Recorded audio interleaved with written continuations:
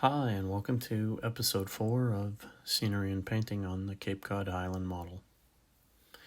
This is Pilgrim Lake, Lower Pilgrim Lake, the rock face where the waterfall will be. You see the molded units that I have created with the hydrocal that we will be painting today, later on. And this is Upper Pilgrim Lake, where we'll build the waterfall. Let's start with making some grass. We're using Woodland Scenics field grass in the Harvest Gold. We'll be using some Mod Podge and a little applicator. Basically what I do is I start with a few drops. I'll put 6 together.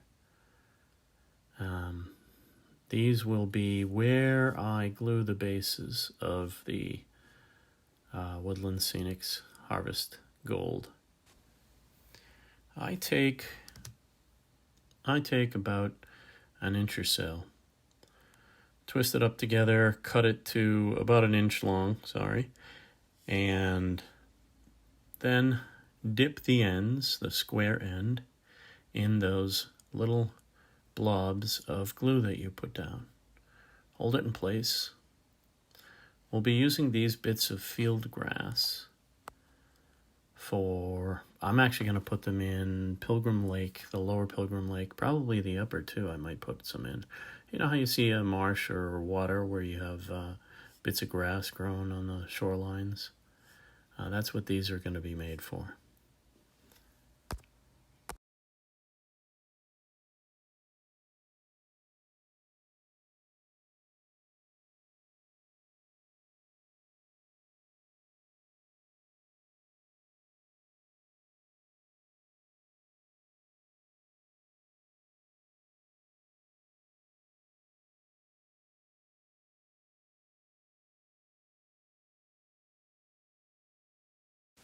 Wrestle with them all you can.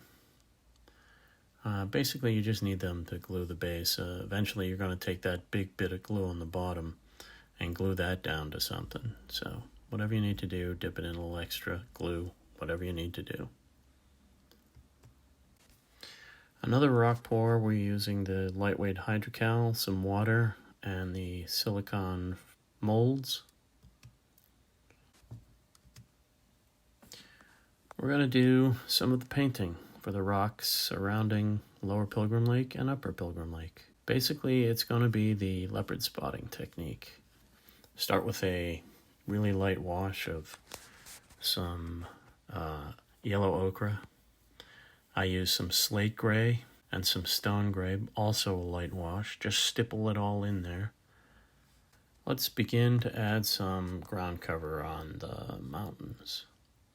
We're going to use some Mod Podge. I'll do it a 3-to-1 water. Woodland Scenics Coarse Turf, the medium green and the light green. What I did is I mixed up the 3-to-1 Mod Podge to some water in a spray bottle. I'm going to spray over with the glue the entire surface of where I want to glue the turf down. Once you get it good and wet, then you're going to begin to just sprinkle. What I did is combine both the light and dark green, mix it in there. It's a more natural look. Just sprinkle it in, spread it out on the glued down area. Once you've started to cover it all, you're going to then go back with some of that same glue mixture and soak it all in. Just coat it with a coating of glue on top, and that really holds it in place. Eventually, you just keep repeating this until what you've got is something resembling what you see here. I'm going to begin adding some more of the molded rock. Same system as we've done before with the lightweight hydrocal, some water, pouring it into the molds.